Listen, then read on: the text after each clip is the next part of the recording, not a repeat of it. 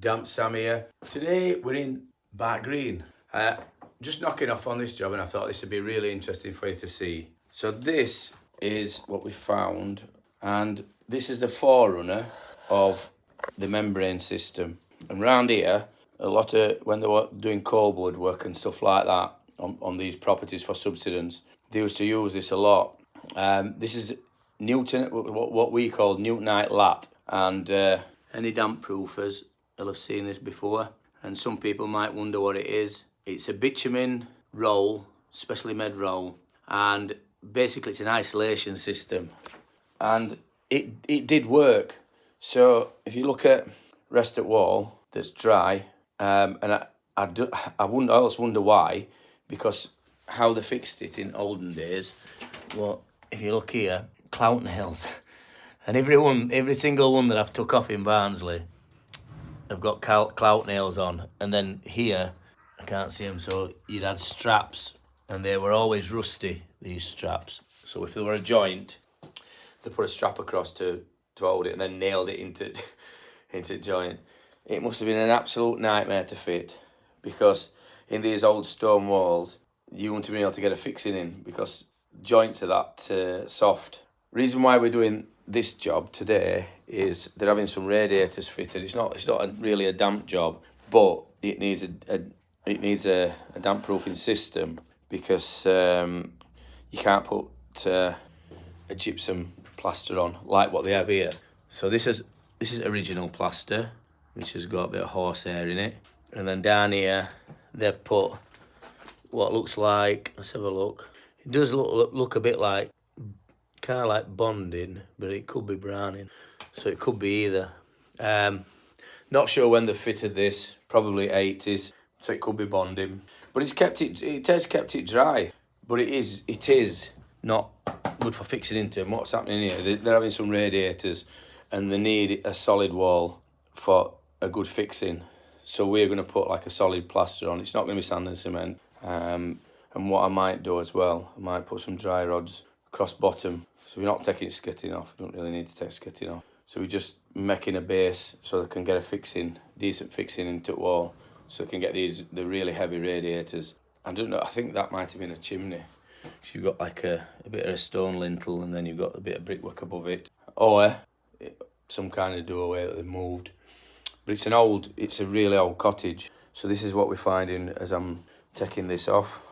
And they've even got like a hole for stop tap, purpose made hole for stop tap. So what I'll do is, once I start with backing, I'll probably show you that.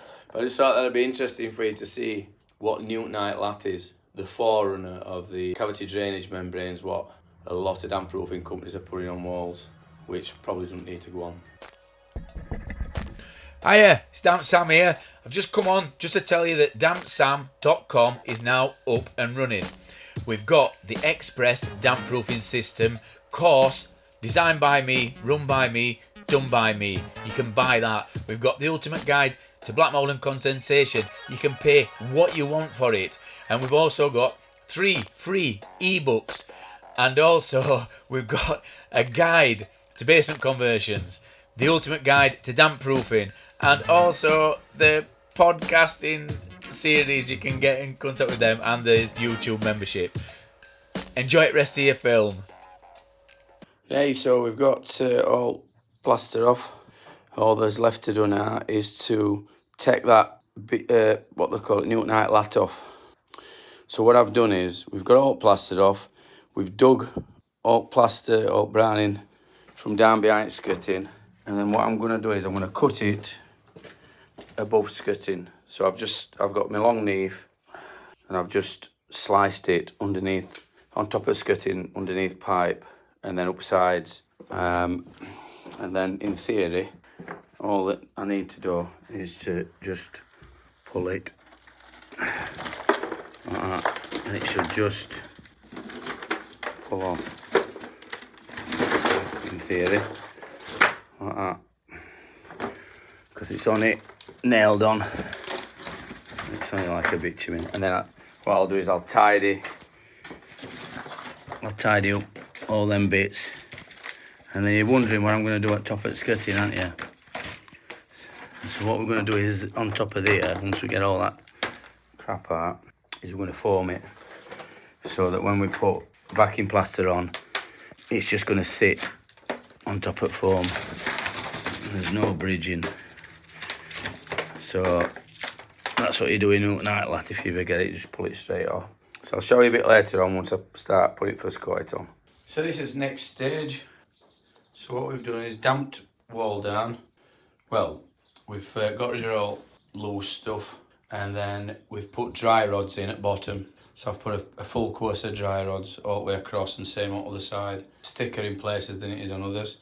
And then I've damped it down before I put this slurry on. That's the slurry, SBR and cement mixed up, whisked it up to a consistency, and that's a mechanical key. It's not waterproofing or tanking, it's a mechanical key.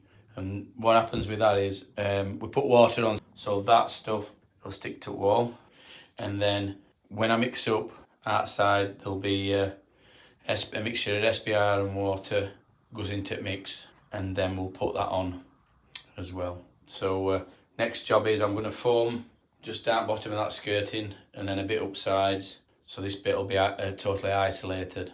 Okay, I'll see you on the next bit.